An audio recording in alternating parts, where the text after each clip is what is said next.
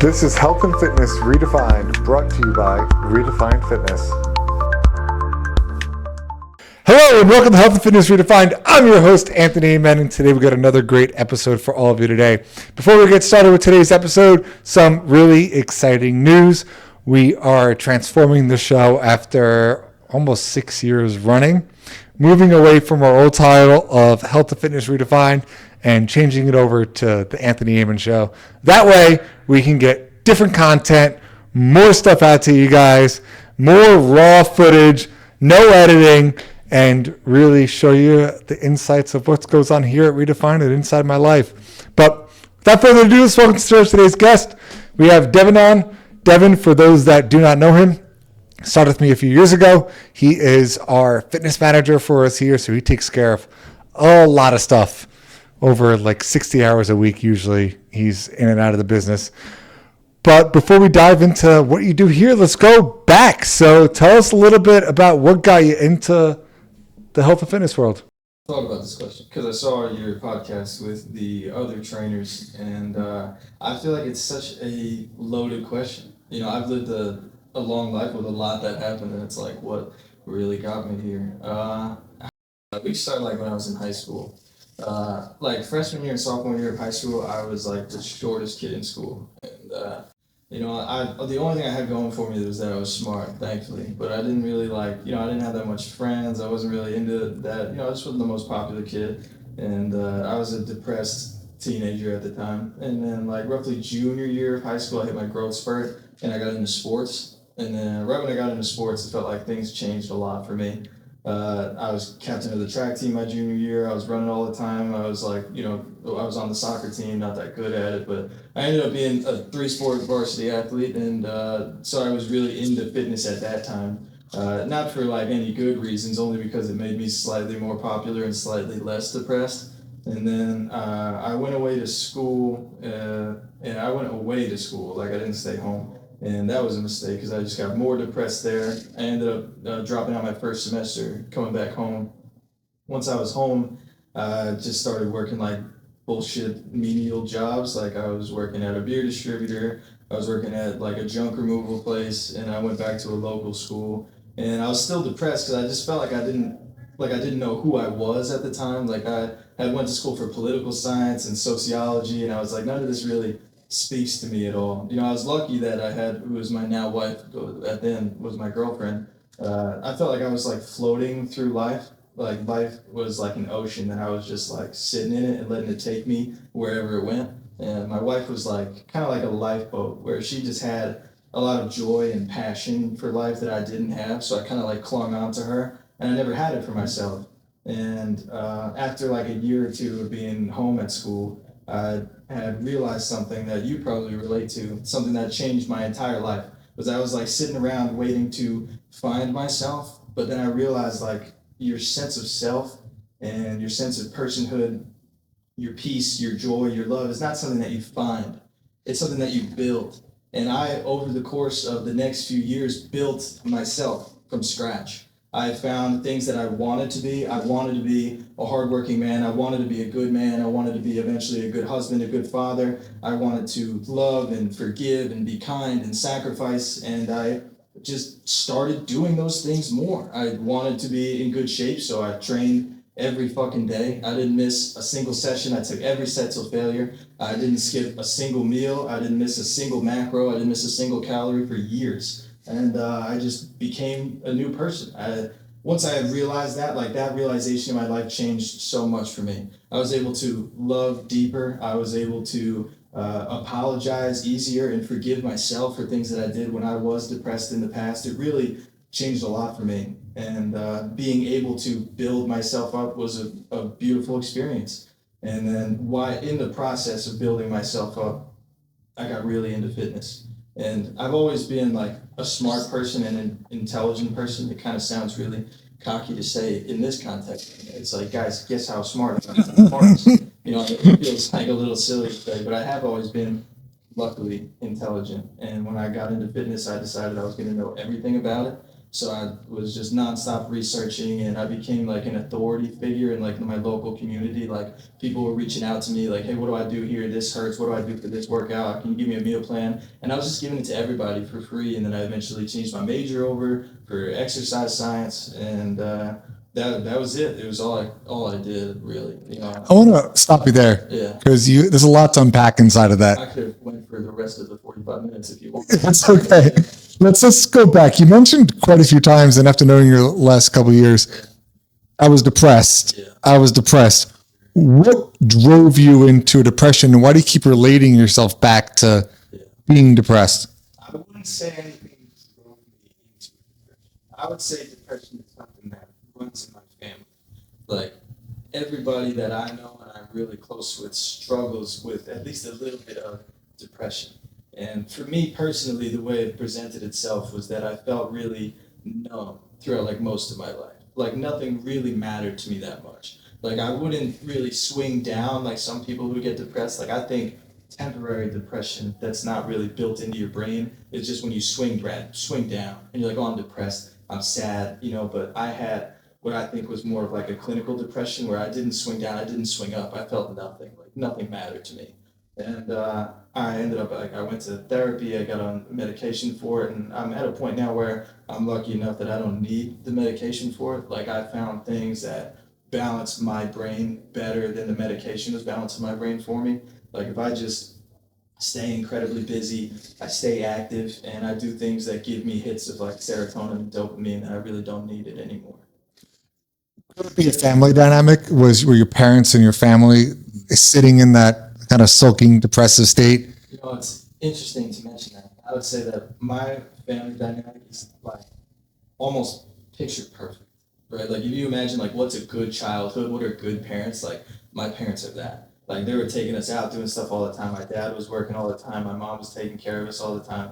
And I don't really feel like anyone was ever sulking in it. It was more like beneath the surface. Like I didn't know that my dad suffered from depression until I told him how I was feeling. And he was like, oh, I've struggled with this my entire life. Here's things that I've done with it. And then like over time we would learn, like my younger brother would be like, hey, I'm struggling with depression. I'd be like, oh dude, I've been through the same thing. And it never really was like a household of depressed people. Everyone kind of did it under the surface and kind of put on maybe not a show, but like a pleasant face for everybody else. But maybe as a kid and being around it all the time, you saw through it. I mean, possibly, yes. Like, to give an example, when I was younger, I really didn't like myself, right? So I would sit in my bed and I would just like tell myself things to make myself feel better. I would be like, no, you are smart, you are popular, you are athletic, you are these things. Like I would just reaffirm that within myself, even though I probably didn't believe it at the time, but I like would just say it over and over again. And I would hope that like, oh, maybe someone will come in and they'll hear me saying these things. Like, why is he saying these things? He's probably struggling, right? And never once was I thinking like, oh, maybe someone else is struggling similarly to me. Like I wasn't like, oh, I should go check on this person because I think maybe my mom's depressed, or I should go check on my dad because he's probably feeling like a similar way to me. I don't think that ever clocked in my mind. I think I was just born a certain way and like the brain just didn't fire right. And I have to kind of manage that every day. Like even to this day, if I really start fucking up and I'm not strict with myself, I'll fall back into a similar feeling.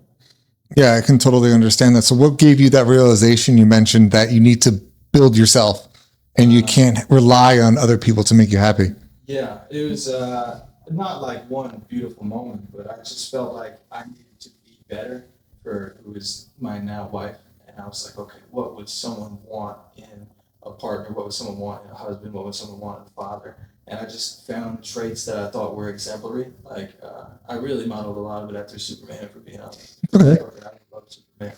I was like, okay, it's got to be someone who's hardworking, someone who's self-sacrificial, someone who does everything for everyone else and never complains. And I was like, I'm just going to start doing those things. And then over time, I realized like, wow, you can change so much. You can become a completely different person if you just try and set your mind to it. It was really powerful for me.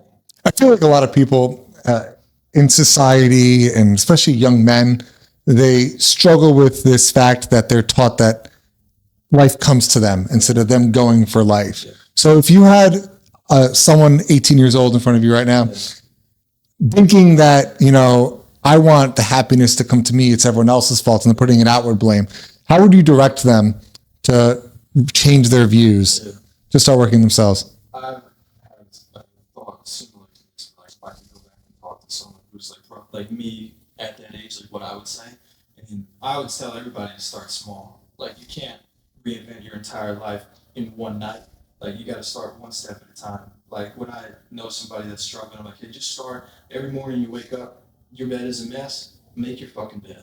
And then the next day you wake up, now you make your bed and you do something else. Maybe you do 10 push-ups and you're like, okay, I made my bed, I did 10 push-ups. I'm slowly becoming a different person. Like trying to start overnight and be like, tomorrow I'm waking up and I'm fucking James Bond, dude. I'm the coolest man. I'm wearing a suit to school. It's like, dude, what are you thinking? You got to take it one step at a time. It's like building small habits instead of working out or starting a new diet. It's small little steps to kind of build that momentum going forward. You wake up one day and you realize, like, now I'm completely different. Like, I've undergone, it feels like a renaissance every few years where I look back and I'm like, I don't even recognize who I was. Yeah, I saw a really cool saying online. It's sedentary man is depressed man. Because us as men were designed to constantly do better, do more, help ourselves, build our own control. And that's even linked to studies, which I know we've talked about previously, where the best levels of dopamine and serotonin you get hit are right before you achieve a goal. It's not before, it's not after, it's right before. And then after you hit it, it dissipates. And then you have to find a new goal and reset yourself back. I think as it's hard to celebrate an accomplishment. You just kind of have to keep pushing for the next thing. It's something I've worked on. Like, oh, if I do something, I should take a moment to revel in it, enjoy it, and be proud before I move on to chasing the next thing. But it's not really something I do. It's something I want to do. But it's not really something I don't know if it's even possible. you just keep chasing it. It's like you're on a hunt, and it's like, oh, finally I caught this deer, but there's another deer. Keep moving, feet by feet. Exactly. So what projected you from the getting into the exercise science, helping people into your first training job? And then did you have the support from your girlfriend, now wife, and your family? Yeah, so when I first switched my major over, I think my parents were a little concerned. Like, I don't know how you're going to make money in that field. Like, my parents always thought of me as someone who was going to be successful. My mom was a little mad my junior year when I stopped doing homework. She was like, you could have been like valedictorian or something, and look at you, you're like, but when I changed my major, they were a little concerned about that. But I knew, like, in any field, if you're passionate enough and intelligent enough and hardworking enough, you can find success. It doesn't matter what the field is. You just have to be better than everybody else in it. And that's what I would just keep telling myself. And I'm not sure if anybody really believed it. But when I was in my senior year of college, I was I had always been like a soccer coach, like part-time on the side. So I was working kind of in the field, but not really. I got a job as a strength and conditioning coach after I got my certification. And that kind of changed a lot for me. It was a very, like, high-paying, fast-moving strength and conditioning coach position with actually like some of the best in the industry. And I was lucky to get it like right out of school. Like it was my first one. I lied and told them it wasn't my first one, obviously, because that's what you should do. And they were like, oh, this is an established young man. We'll bring him in. And I just kind of had to figure it out. Like I was thrown into people who are like running strength and conditioning programs now at like major universities. And it was good for me. I feel like I learned a lot and I learned fast. My first day, I was supposed to shadow one of their like tenured coaches there, and he actually called out sick. So I had like teams of like 20, 12-year-old boys come in, and I'd never trained anybody in my life. But like, all right, we're gonna figure this shit out. And yeah, that was huge for me, and it was relatively high paying. Luckily, like the hourly rate was very competitive. So like when I told my parents and I told who was my girlfriend at the time, they were like, "Oh, that's amazing. You just got to work all the time, and then we'll be able to buy a house," which was our main goal. But I realized you can't buy a house without a salary and proof of like steady set income, where they're like, you're just gonna lose your money the next day. Yeah, I mean, a lot of people don't understand how most trainers get paid. So why don't you specify that a little bit? Yeah. So the way training works is typically you just get paid per session. That's how any job I've had in the past has been. Like you train a client, you get paid as you're training that client because the client is paying to train you, and then you don't do shit after. That's it. So like I had a very competitive hourly rate of training when I was at the last place I was at. But like say a couple of my clients went on vacation, or really what happened to me all the time is I would have baseball players, and preseason I'm making a shit ton of money, and then baseball season comes around, they all go to their respective universities and teams, and then I'm left high and dry and broke again. And that's really what drove me here, was because it felt like I had looked nonstop. I was like, I need a salary bad. I need someone who will pay me a salary to do what I'm doing in this field. And there was like nothing out there. I was almost the strength and conditioning coach for Bayshore School District. They ended up giving that to someone a little more established than me at the time. And I told my wife, I was like, I'm going to get a job here and I'm going to move up very quickly. Like, I'm going to tap out whatever the top rate is. And I was like, and then we'll get a house and then we'll have our kid and everything's going to be fine. And luckily, that came to fruition, thank God.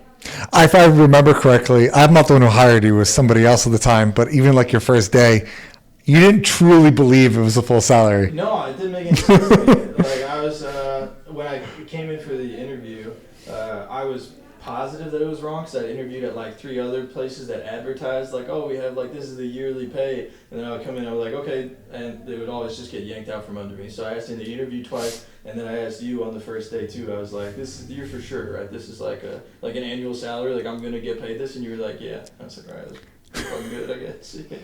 It was a relief for sure. And then when you got hired, a lot of things started changing within the first 3 months. Yeah. And you mentioned previously that you were trying to move up as quickly as possible. Yeah. So I think this is a really good segue for people to understand what hard work looks like and how you can excel in a company. So walk us through that process and what you did. Sure. So before I had even gotten to the interview, I had done a ton of research on the company. Like, I had realized you had a podcast, so I listened to like 5 or 6 podcast episodes preparing for you to interview me, and then I was going to repeat back talking points to you that you had said so you would like me more and more likely to hire me. That was my game plan. But then I did an interview with you, so that got thrown out the window. And then once I started, the way that the pay structure was at the time was the higher percentage of your day that you were booked, the higher you could get paid. So I realized all I needed to do was get as many clients as I can and make sure that none of them leave. So whenever a client asked for anything, I would do it. Like, we were only open at 6 a.m. at the time. I was coming in at 5 a.m. for people. My shift was ending at like 2, I believe. I was coming in late for people. I was doing everything. Anytime anyone needed coverage, I covered them in hopes that their clients would like me and leave them and come to me and fill my schedule as quickly as possible. I never sat down, say I had breaks between clients. I was always standing and moving just in case someone looked at the camera and saw me. They would be like, oh, he's always standing and moving. This guy's trying really hard. I was like, I'm going to clean everything. I'm going to scrub everything down. And then quickly I was able to succeed. I think for the first year here, every month I got a raise for my first year straight. And that was huge for me because it was like just getting me closer and closer to my end goal of getting a house. And then I started in May, and by October, the head trainer position opened up, which you only had one at the time there. There was going to be 2, like a second one for the second location. And I was like, I fucking need to have that. Like, and it wasn't even coming with a pay raise at the time, I don't think. And I was like, it doesn't matter. I need to move up. I need more responsibility. I need to make myself as important here as possible so I can eventually, if I can request more, get more. Like, I just need to do as much tasks as possible to become like the face of this gym, and then everything had to work out. That's what I told myself, and luckily it did work out. I think so. I think so. I'm glad it did.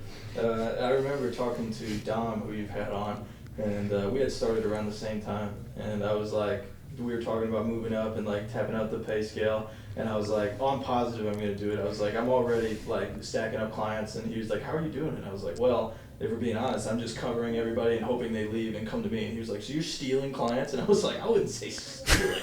Like, they're going to get paid the same amount whether or not they have it. I was like, but I want them. Yeah, and I feel like throughout the process I learned a lot about you, but I just want to still address a couple of things I learned along the way. Yeah, please. So first and foremost, demeanor. Yeah. Right? So you bring a very specific demeanor to the club, and your personality accentuates a different way, and I'm trying to get a full understanding of what's that like. Yeah. And I think a lot of people would like to understand this as well. Yeah, sure. So starting with music choices. Yeah, I love it. You put on music that, for those that don't know, imagine sitting in an elevator and you're trapped in there, and the music in this hotel is from like 1960, This is blasphemy. and you just want to blow your brains out how boring it is. That's the music Devon likes. So Well, I'm a pretentious fuck, if we're being honest. I really like things that I think are admirable. So a joy of mine is going back and listening to old music and like finding an old artist and discovering them and like learning who they were, their personality. Like I really enjoy that. And even if I don't like the music at first, if I like a person enough, like I'll just force myself to like the music over time. And so I had really gotten into like some old school country music. I was playing like a lot of Willie Nelson at the time, and everybody hated it except it kind of became synonymous with me and when I was in the gym. And I think people started to enjoy almost like I forget the name of it, but like Pavlov's dogs a little bit, where you like start to salivate at the sound of the bell.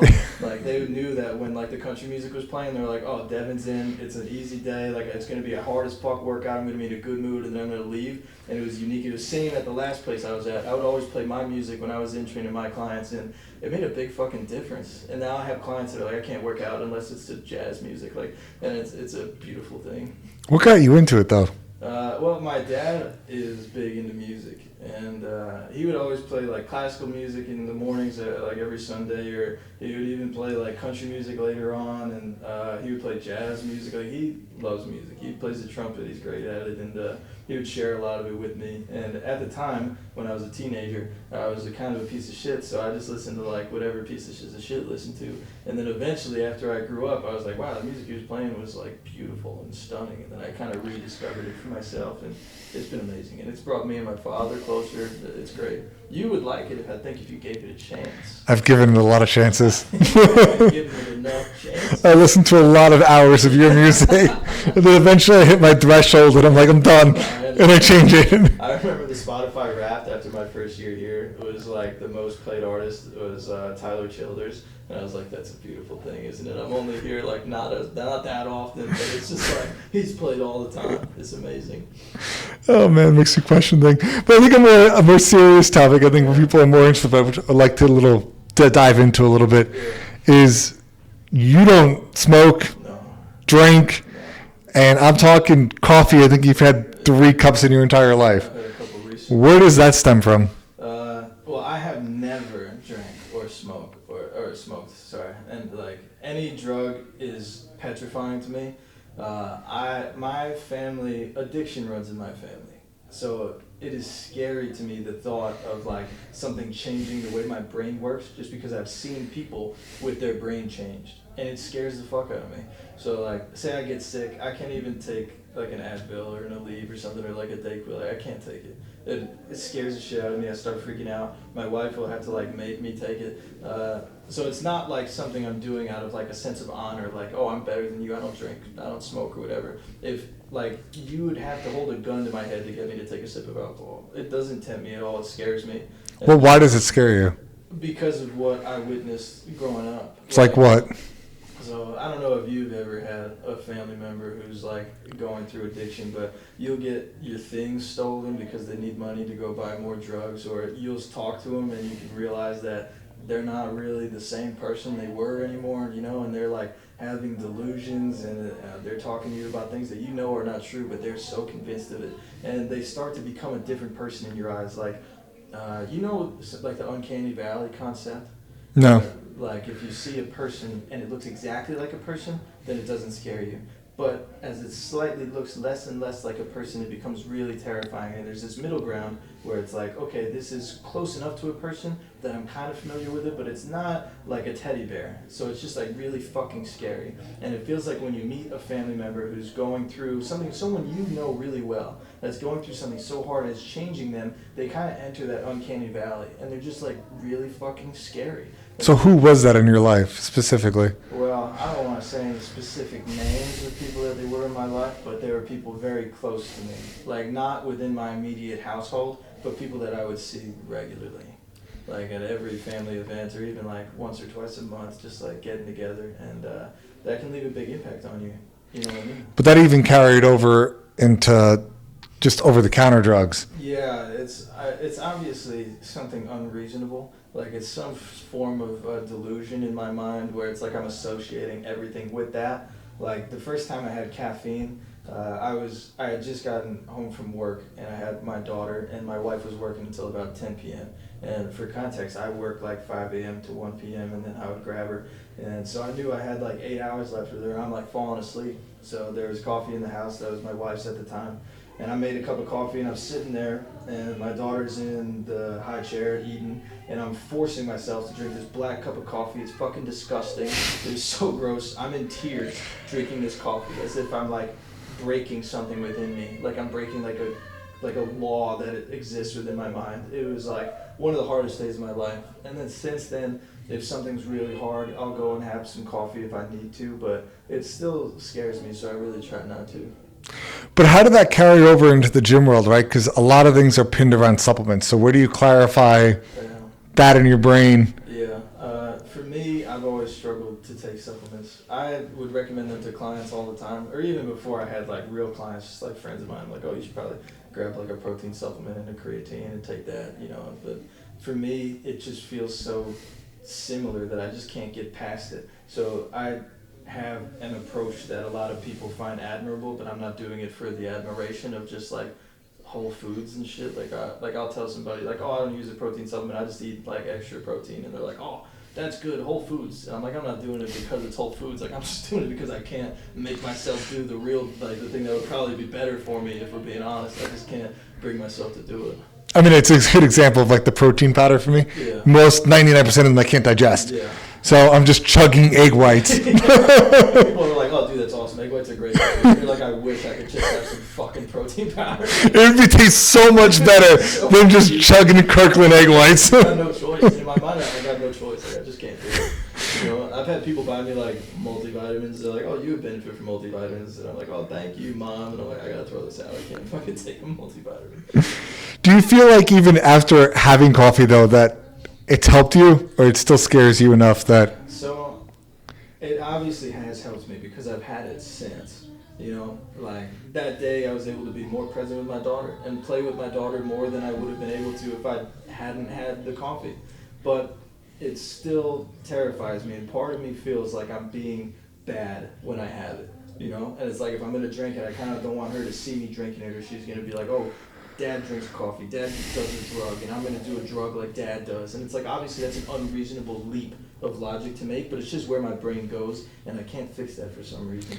So where do you clarify lab-made candies, like, foods? I don't eat candy. I don't eat like bags of chips or anything. Like Nothing processed? Not really. Like, I wouldn't like run away from it, but I just don't enjoy that part. Like, even like, it's like sweets and stuff. I'm not a big chocolate person. Like I don't really like that. So like Halloween, I don't eat any candy or anything. Like it just doesn't tempt me. That's not for like the same kind of fear or anything. It just doesn't tempt me much. I just don't give a shit about it. You know.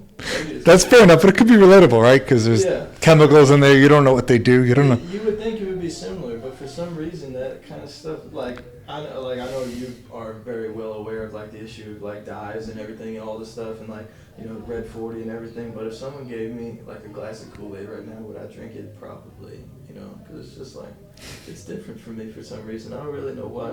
I don't understand all of the mechanisms of my brain. I'm still unraveling them, you know. I'm only 26. I got a ways to go. I don't know. Everyone always thinks you're older. Every single guess is like, you got to be, what, 35? I'm like, yeah, I guess. Look at me. You got to be, what, 50? Yeah. It's like, no. Yeah. I've always gotten that. People always thought I was older than I was. And like my friends tended to be a little older than I was, and I don't know, something about it. I think something really cool I want to talk about, or just different. You always seem to have. I gotta figure out how to put this in words. So bear with me on this one. I'm gonna give a story instead of asking a question. That sounds great. So that will help me. So we had a conversation about a year ago, maybe a little over a year ago. Yeah. It was about grit. Sure. And whether grit was teachable or not. Oh, it's a beautiful topic. I love that topic. And then I took that topic and then did a 45-minute episode on whether or not grit was teachable or not, back and forth. Now, what I want to relate to that is when I compare you to, let's say, even your family or the other trainers we have here, you have a different way about you that doesn't seem to fit. Yeah. And it's not a bad thing. No, but I understand almost exactly what you're saying. Okay, so explain. I pride myself on my work ethic. Right, I feel like I can grind through anything, but I feel like I also pride myself on being like a friendly and approachable person, and I want like anything that I'm exuding to be like warm and kind and like soft, and I try not to be too rambunctious and like get people riled up. I like to think of myself as like a calming presence, but I also really value the fact that I could push through like any adversity that comes my way. Like no matter what it is, I'm gonna get through it. And I think those two things can be kind of contradictory. So my personality can shift day to day based on kind of what I need to get through the day. Like ideally, I'm just being kind and soft and warm with every single person I see throughout the day. And then sometimes that will kind of fade a little bit, and I'll just kind of fall back on the grit that I value within myself. So I think like when you're saying that I'm a little different from some other people that kind of feel that way, I think it's got to do with that, where I really try to portray someone who's approachable and soft and kind. That is important to me. Yeah, it comes across. Yeah, well, that's nice of you to say.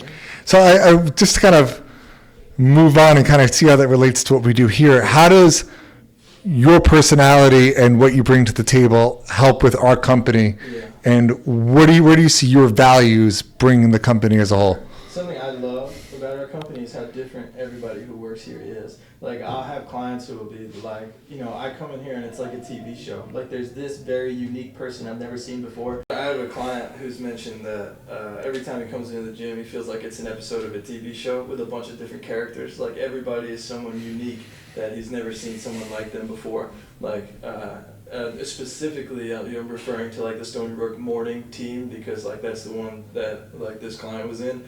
But like I don't know if anybody who's watching knows Meredith or Andrew or myself. We're all three very distinctly different people, but you could come in and get three very distinctly different sessions depending on who you work with. And I like the variety that it brings to the team. I think when like my personality serving a role within the greater company, like say we have a management meeting, I always feel like I'm the one who's staying calm. Or say we have really any meeting at all, I feel like I'm the one who's staying calm.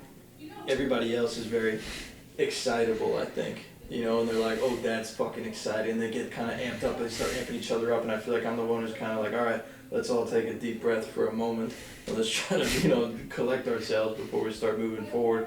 And that's where I feel I fit into the team, but, you need a variety of personalities. And if it was like 5 me's running this place, it would be a fucking disaster, if we're being a little out of variety. Get it from different perspectives, because I've always believed in something I've always said is I'm the dumbest person in the room. I think that's a very humble thing to say. I don't think you're the dumbest person. I always think I'm the dumbest person. I would rather hire people that are smarter than me. I think you could say like I want to be the dumbest person in the room, but I don't think you could say you are the dumbest. I can say I'll digress. I'll say it's for specific categories. Yeah. And related, I've hired people that are smarter than me, so in relation to those specific categories, I am not as smart as they are. I think that's understandable. I was saying, I don't remember who I was talking to, but we were talking about you, how it's like every field of the business is so pointed, and yet like enough about every one of those fields that you can hang in the conversation and like it'll be completely fine. Like enough about like the specific training science that I'm talking about all the time and the sales shit that Dennis is talking about all the time. Like every aspect of the company, you're like, I know enough about that I'll be able to step in and participate and cooperate. And I think that's an admirable thing that you guys Self-taught. He knows more about marketing than like so many people it's that I've worked with. mind blowing, isn't it? And it's he just dives in and does a lot of research, and that's admirable. I like that about you. Appreciate that. Well, that's kind of what I liked about you when I hired you. Not to be like, well, like each other, but it just the access to trying to figure out more information when it comes to training and stuff like that. You devote a lot of time for it outside of work. That's all I think about outside of work. Like, So aside from my wife and daughter, obviously. But take this for an example, and maybe we can take this to help other people. There's one thing to come into work, clock in, clock out, leave, right? But who you truly want working for you are the people that constantly try to better themselves in their field outside of work. But most people get so caught up in this phenomenon that they call work-life balance that, just to be frank, I don't flat out believe in. If you enjoy what you do, why do you need a work-life balance or breakdown? I think those people are probably only thinking about pay as like dollar per hour. And they're constantly mapping out. They're probably mapping out purchases dollar per hour. Like, this cost me this amount of hours of work. This cost me this amount of hours of work. And that's all they're thinking about. And then once they're out of work and they're not getting that dollar per hour anymore, they're like, I don't even want to think about it. Like, I am now not getting paid at all. But me and yourself are in a position where we're lucky enough that's like, if we invest more time, we will get paid more.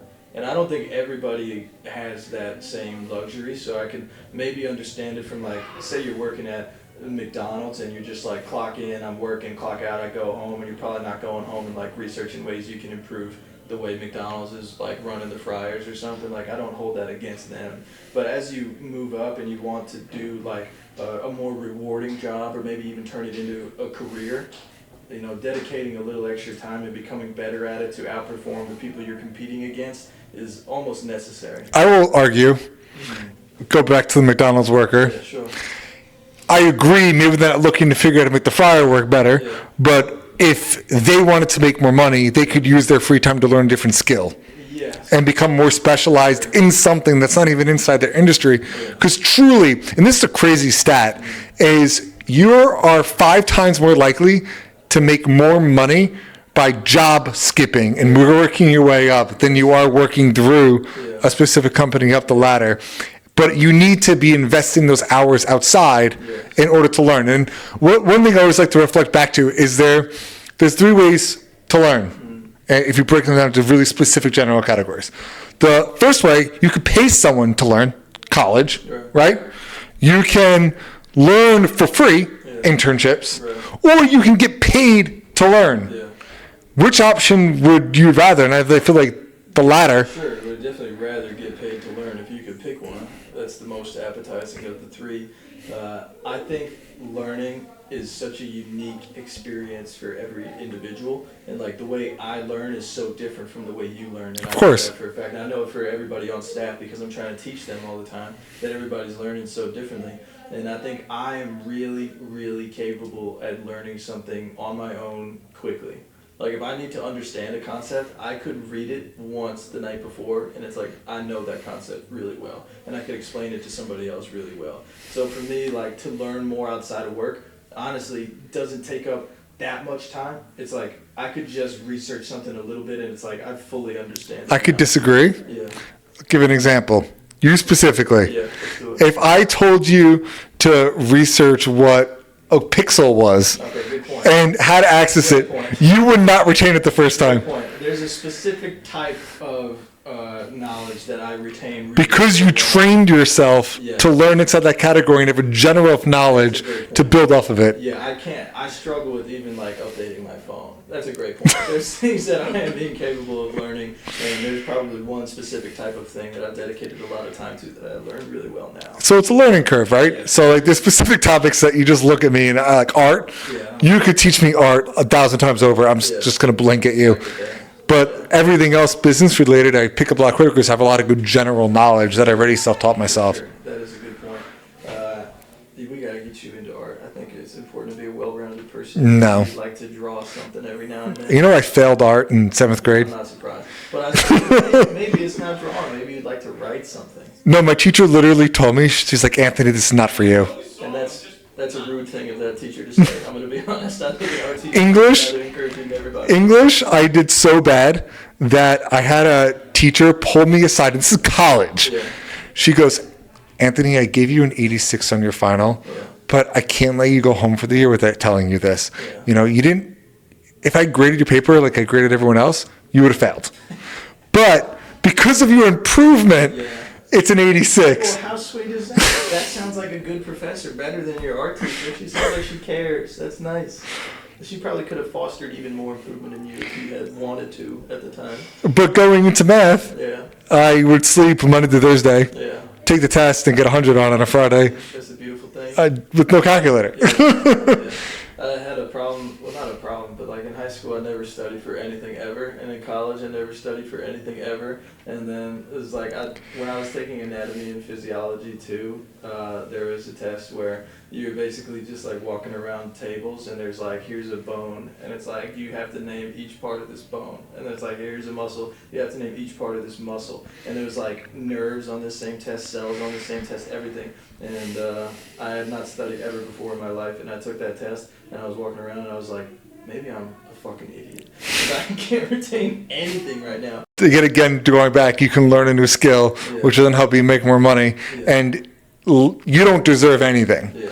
And I think that's so important, going back to what we talked about earlier, is nothing in life, because you do something, means you deserve a really happy life. You have to work for it. Because truly as humans, if we were just to take a snapshot picture of a general person's life right now, we're better off than we were 100 years ago, 200 years ago, right? Just a general scratch across all people. So you can give specific examples, but averages will dictate otherwise. Most people have a smartphone in their pocket, so they have access to things. Most people will have access to more education now than they ever have their entire lives. With AI, YouTube, everything is so easy to learn. Yeah, people are definitely healthier, smarter, more access. But yet people are now lazier and feel like things are earned, supposed to be given to them, and refuse to go out to get that information, to learn a specialty skill, to make more money, to move up, to feel happier, because yet again, pursuing a goal is what's going to make you happy. I've noticed similar things, like when interviewing people here that want a job here, like I can tell right away the way someone's brain works, if they want more for themselves and they crave to know more, or if they just are kind of coming in and expecting to get a job because they have a certain degree or something.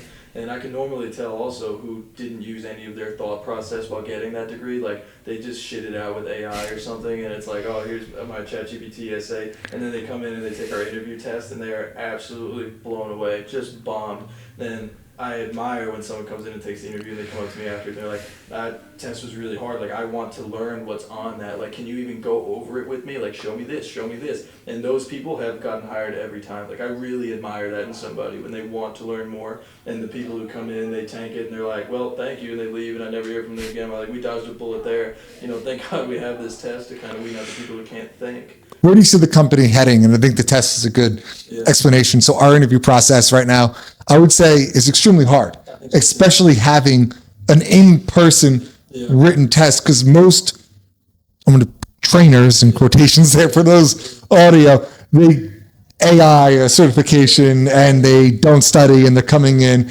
and people seem to care about certifications. We learn nothing. So where do you think the company's headed as a whole, from one, the employee side, and then two, the client side of things? I love the changes we've made already. I feel like every change we've made has gotten us closer and closer to like the end goal that I see in my mind. What's that end goal for you? I think we have eventually just the highest quality product like on the market. Like, you cannot get better training than what we are providing here. You're not going to get more progress. You're not going to get more relief. You're not going to get more information. You're not going to get anything better than what we're doing. And I want clients to not only have like the best experience possible, but also the extra time that's dedicated from the trainers. Like, I want it to be not hard to get here, but maybe just hard to get. I want it to be hard to get here. From the trainers end and from the client's end. Like, it should be people who are really dedicated, people who are spending a lot of time. Like, I want to, for every client we get in, I want to spend hours. I want to sit with them.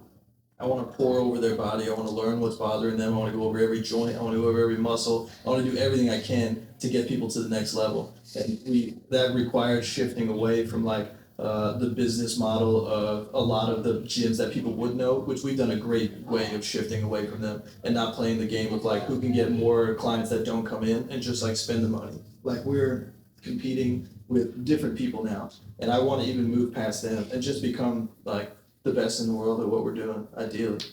So I know you mentioned that's like really specifically sitting with the client, understanding, but for those that aren't clients here, I mean, I would address even our price point from a standpoint, like we aren't considered cheap, right? From a hole in a wall. Yeah. So how does that correlate from a client experience? Yeah, well, I've had clients even in the past that they have grown to appreciate what we're charging because it holds them accountable. Where at first they're like, oh, maybe this is a lot of money. And then afterwards you're like, if I wasn't spending, whatever I'm spending to come in here and train, that, I would skip it. I would just do it whenever I feel is convenient. But the financial obligation helps a lot. And then because they're spending that much, we can afford to pay and recruit the best trainers like on the island right now and hopefully in the country later. When we're paying high quality trainers, we can get high quality product out on the floor, and that's going to require on the client end to pay a little bit more to supply that. And I think everybody has been really understanding and at times even appreciative of the quality that we're putting out, so they don't mind the price end of it. And they'll not like blank check for us, but they would pay a lot to stay with the people that we got here. So if you were talking to someone that's on a client right now, how would you explain our value add and justify what we charge? Well, I would first try to find somebody near us that is providing what we're providing. And and see if you can get a price from. The good thing is there's nobody near us that's providing what we're providing. So there's no like price block that we got to compete with this guy because they're doing the same stuff we're doing.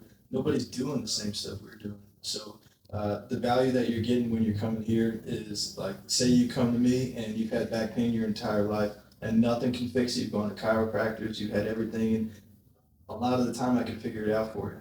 And your trainer can figure it out for you because we spent hours after hours after like nonstop pouring over this shit, and we've changed a lot in my opinion in this industry already, and I look forward to doing more and just justifying the price point even further. The more value we can put in to the hour you're with us, and then the hours you're not with us, then the happier I am.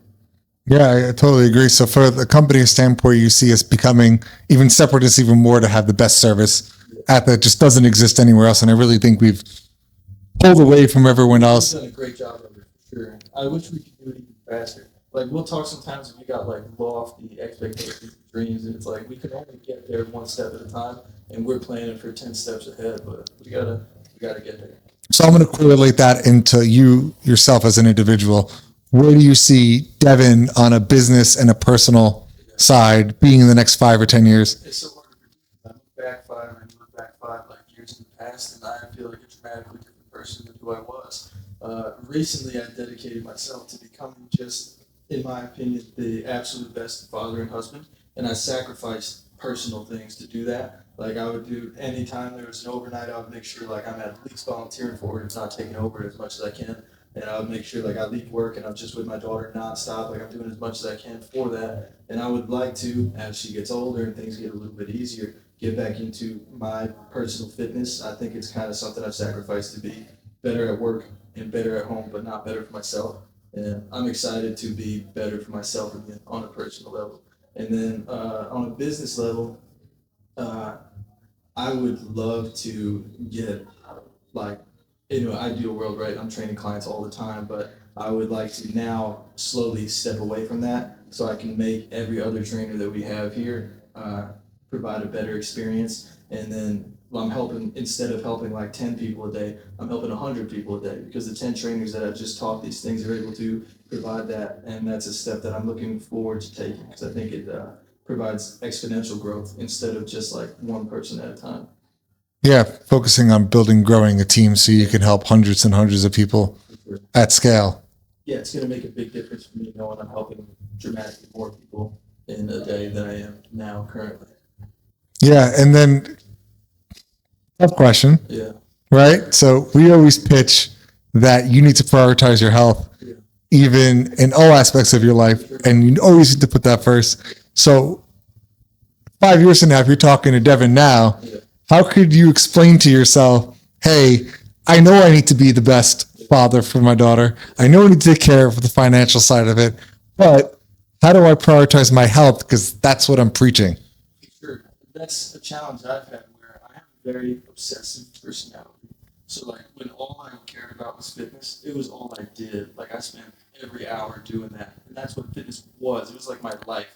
And then adjusting where fitness is just a part of my life instead of my entire life has been hard for me. Like, I just kind of put it to the side, because right now my entire life is two things. It's work and it's my family, instead of being even just one thing that it was in the past. And then working another thing into the fold is not impossible, obviously, but I just need to carve out specific times. Like, I need to, when I have a moment of free time, instead of just collecting myself and trying to enjoy it, I should try to further and better myself, which now, I'm saying it sounds hard, but it's not impossible.